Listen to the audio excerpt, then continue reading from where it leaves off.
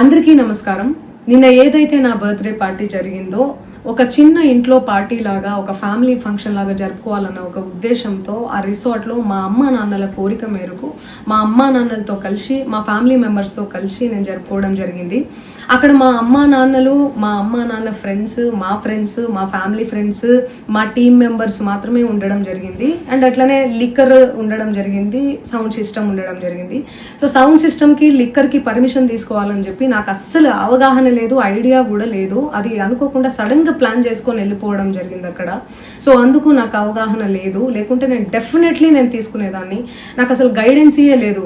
ఎవరైనా గైడ్ చేసినా కూడా నేను పర్మిషన్ తీసుకునేదాన్ని, లేకపోతే నేను ఎందుకు ఇలా తెలిసి చెయ్యను కదా. సో ఇదంతా ఇలా తెలిసి అయితే నేను తప్పు చేయలేదు, తెలియకుండా ఇది జరిగిపోయింది. అండ్ అక్కడ లోకల్ లిక్కర్ తప్ప అసలు వేరే ఏ ఇతర పదార్థాలు, మత్తు పదార్థాలు కానీ వాడడం అసలు జరగలేదు. అక్కడ దొరకలేదు కూడా, పోలీసులు సెర్చ్ చేసినా కూడా. అండ్ అక్కడ ఎవరికైతే పాజిటివ్ వచ్చింది అని చెప్పి పోలీసులు చెప్తున్నారో ఆయన ఎక్కడో ఒక చోట తీసుకున్నాడు, ఎప్పుడో తీసుకున్నాడు అని చెప్పి తేలిందని చెప్పి పోలీసులే చెప్పారు.